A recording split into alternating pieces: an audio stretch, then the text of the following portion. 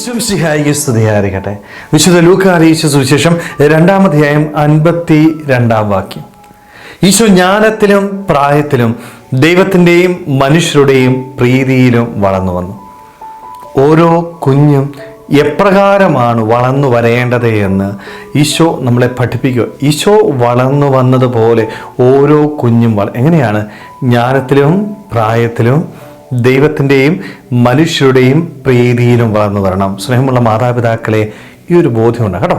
ഓരോ കുഞ്ഞിനെയും ഞാൻ വളർത്തേണ്ടത് ദൈവത്തിൻ്റെയും മനുഷ്യരുടെയും പ്രീതി ജ്ഞാനത്തിലും പ്രായത്തിലുമാണ്. പക്ഷേ മാതാപിതാക്കൾ ഇന്നത് മറന്നു പോവുകയാണ്.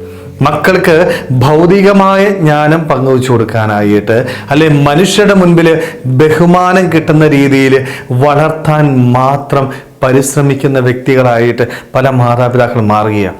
ദൈവത്തിൻ്റെ സംപ്രീതിയിൽ വളർത്താനായിട്ട് മറന്നു പോവുകയാണ്. സ്നേഹമുള്ളവരെ, അത് വലിയൊരു കുറവാണ്. ഏറ്റവും ആദ്യം പറയുന്നത് ദൈവത്തിൻ്റെയും മനുഷ്യരുടെയും ദൈവത്തിൻ്റെ സംപ്രീതി വളർത്താനായിട്ട് എൻ്റെ കുഞ്ഞിനെ സാധിക്കണം. അതുകൊണ്ടാണ് മക്കൾക്ക് കൊടുക്കേണ്ട ശിക്ഷണം കൃത്യസമയത്തോ. ഇന്ന് മാതാപിതാക്കൾക്ക് മക്കളെ വഴക്ക് പറയാനായിട്ടോ ശിക്ഷ കൊടുക്കാനായിട്ടോ പേടിയാണ്.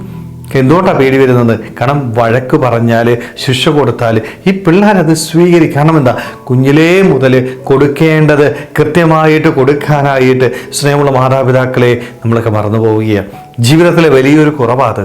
ഈശോയെ വളർത്തിയത് ഔസേപിതാവും മറിയവും ഈ ഒരു ബോധ്യത്തോടുകൂടി വളർത്തിയതുപോലെ എൻ്റെ ജീവിതത്തിലും എൻ്റെ മക്കളെ ദൈവത്തിൻ്റെയും മനുഷ്യരുടെയും സംപ്രീതിയിലും ജ്ഞാനത്തിലും പ്രായത്തിലും വളർത്താനായിട്ട് നമുക്ക് സാധിക്കണം. എന്നാൽ മാത്രമേ ദൈവം ദാനമായിട്ട് എൻ്റെ കയ്യിൽ ഏൽപ്പിച്ച ഈ മക്കളെ ദൈവത്തിന് പ്രീതികരമായിട്ട് വളർത്താനായിട്ട് സാധിക്കണം. പക്ഷേ ഇന്ന് മാതാപിതാക്കൾ എന്താ ചെയ്യുന്നത്? മക്കളുടെ ഇഷ്ടാനുസരണം അവരെ വളർത്തുകയാണ്. മക്കൾ ചോദിക്കുന്നതൊക്കെയും വാങ്ങിച്ചു കൊടുക്കുന്ന വ്യക്തികളായിട്ട് മാതാപിതാക്കൾ മാറുകയാണ്. സ്നേഹമുള്ള മാതാപിതാക്കളെ, ഒരിക്കലും അത് ചെയ്യരുത് കേട്ടോ. കാരണം മക്കൾ ചോദിക്കുന്നത് വാങ്ങിച്ചു കൊടുക്കുന്നതല്ല അപ്പൻ്റെ അമ്മയുടെ ഉത്തരവാദിത്വം. മറിച്ച് മക്കൾക്ക് വേണ്ടത് മനസ്സിലാക്കി അവർക്ക് വാങ്ങിച്ചു കൊടുക്കാനായിട്ട് വിവേകത്തോടുകൂടി മാതാപിതാക്കൾക്ക് തീരുമാനമെടുക്കാനായിട്ട് പറ്റണം. മക്കളല്ല തീരുമാനമെടുക്കേണ്ടത്, മാതാപിതാക്കൾ മക്കൾക്ക് വേണ്ടി തീരുമാനമെടുക്കണം. പക്ഷേ ഇന്ന് പല കുടുംബങ്ങളിൽ സംഭവിക്കുന്നത് മക്കൾ തീരുമാനമെടുത്തിട്ട് ഈ തീരുമാനങ്ങൾ മാതാപിതാക്കൾ പ്രാവർത്തികമാക്കുന്ന രീതിയിലേക്ക് മാറുക.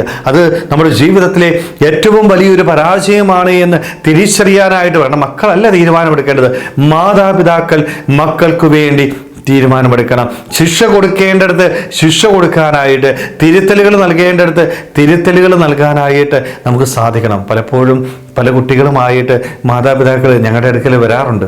എപ്പോഴാണ് വരുന്നത്? 10ാം ക്ലാസ്സിൻ്റെ പരീക്ഷയുടെ സമയമാണ്. പക്ഷേ ഇവൻ പഠിക്കുന്നില്ല, അല്ലെ ഇവൾ പഠിക്കുന്നില്ല. 10ാം ക്ലാസ്സിലാണോ പഠിക്കാതിരിക്കുന്നത്? അല്ല, കുഞ്ഞുനാൾ മുതൽ ഈ കുഞ്ഞിൻ്റെ ജീവിതത്തിൽ പഠനമില്ല.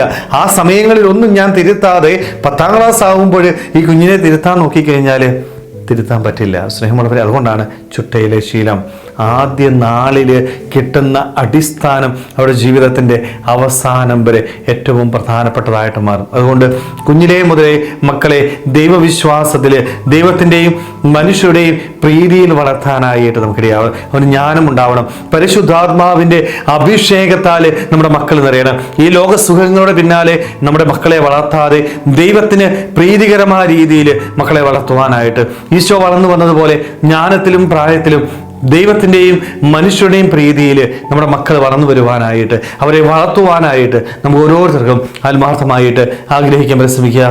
ദൈവം നമ്മളെല്ലാവരെയും സമൃദ്ധമായിട്ട് അനുഗ്രഹിക്കട്ടെ. ആമേൻ.